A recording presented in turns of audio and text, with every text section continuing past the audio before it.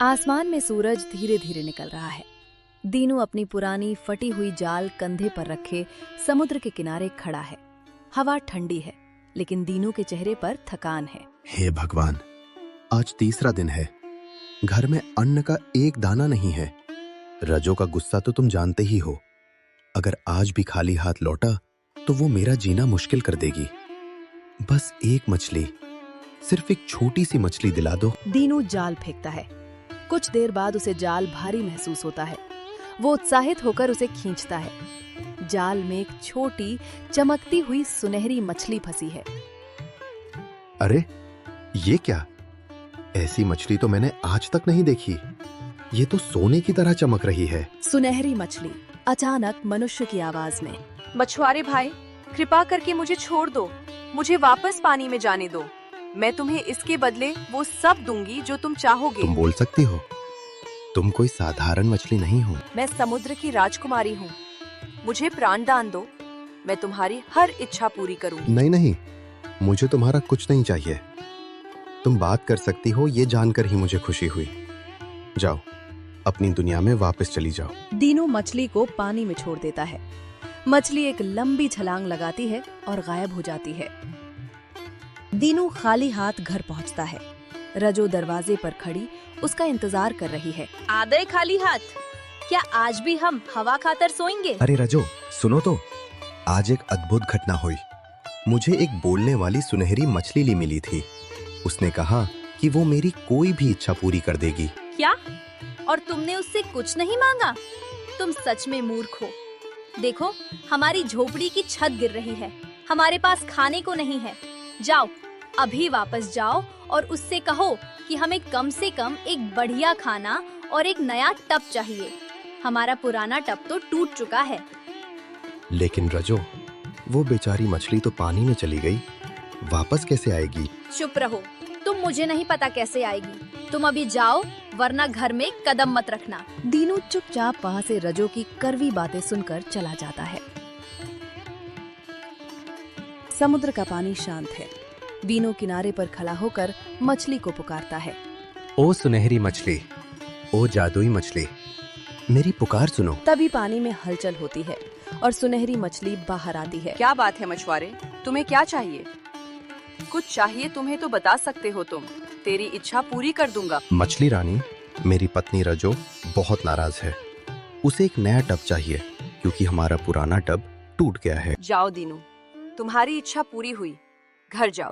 दीनू वापस अपने घर आने लगता है, पर उसको डर लग रहा था और वो सोच रहा था कि मछली की जादू से टब नहीं मिला तो रजो मुझे घर के अंदर तक नहीं आने देगी। जब दीनू घर पहुंचता है तो देखता है कि रजो एक नए और चमकदार टब के सामने बैठी है, लेकिन वो खुश नहीं है। सिर्फ एक टब? क्या तुम अंधे हो?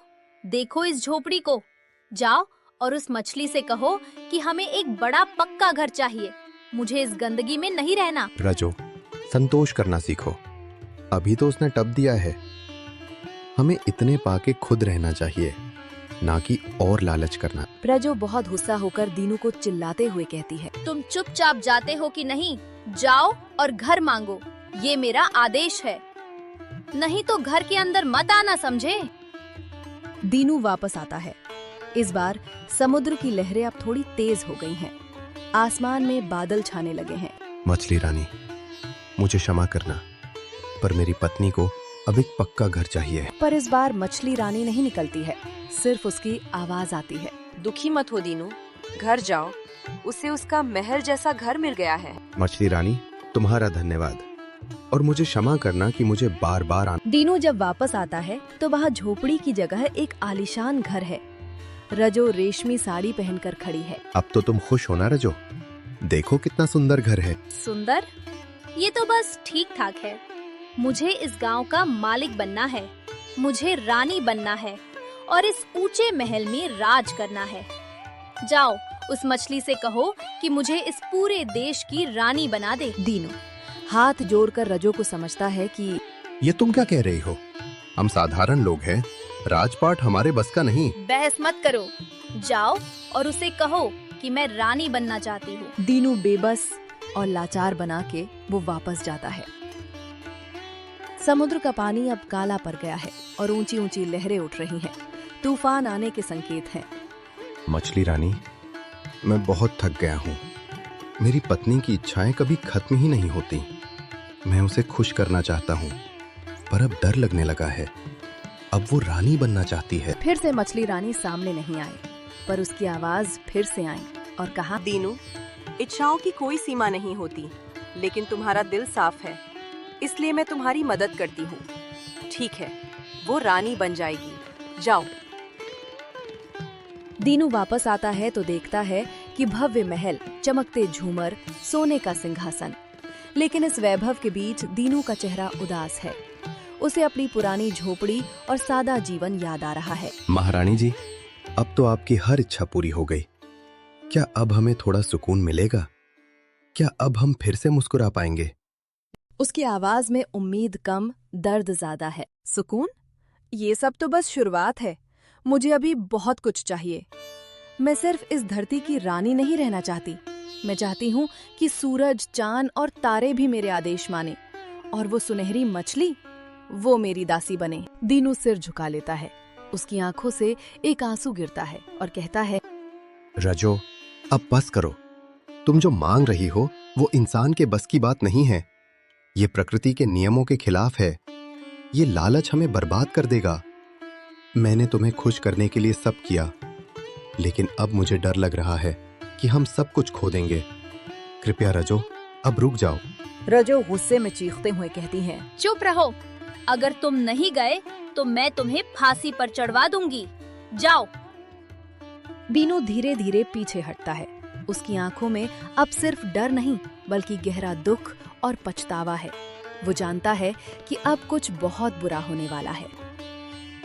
आसमान में बिजली कड़क रही है। समुद्र में भयानक तूफान आया हुआ है। पानी की दीवारें आसमान छू रही हैं। मछली रानी, मुझे माफ कर दो। मैं अपनी पत्नी को समझा नहीं पाया। उसकी इच्छाएं अब उसे अंधा कर चुकी हैं। वो चाहती है कि तुम उसकी दासी बनो और वो पूरे ब्रह्मांड पर राज करे।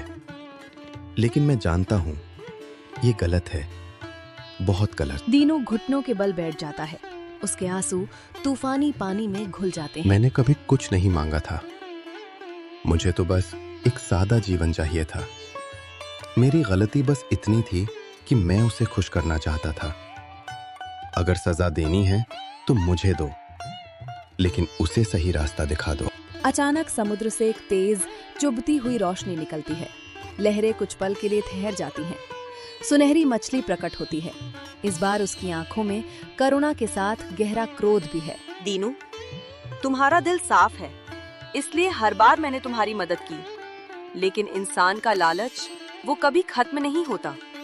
तुम्हारी पत्नी ने हर वरदान को अधिकार समझ लिया और कृतज्ञता की जगह अहंकार को चुन लिया। कुछ क्षणों के लिए मछली की आवाज नरम हो जाती है, जैसे उसे दीनू पर दया आ रही हो।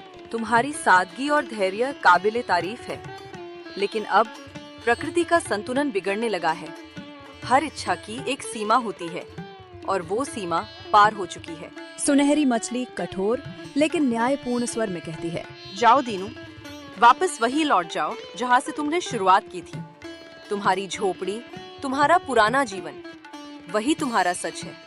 शायद वही तुम्हें सुकून मिले और तुम्हारी पत्नी को अपने लालच का एहसास हो। मछलियों की राजकुमारी धीरे धीरे लहरों में विलीन हो जाती है। दीनू वहीं बैठा रह जाता है, टूटा हुआ। दीनू वापस लौटता है। न महल है, न नौकर चाकर, न सिंहासन। वह वही पुरानी टूटी हुई झोपड़ी है और रजो बैठी रो रही है। रजो, लालच का फल यही होता है। हमारे पास जो था हमने वो भी खो दिया। मुझे माफ कर दो। मैंने अपनी सुख सुविधा के चक्कर में सब कुछ गवा दिया। दीनू ने फिर कभी मछली को नहीं पुकारा। वे दोनों फिर से मेहनत करने लगे, लेकिन इस बार उनके मन में लालच नहीं, संतोष था।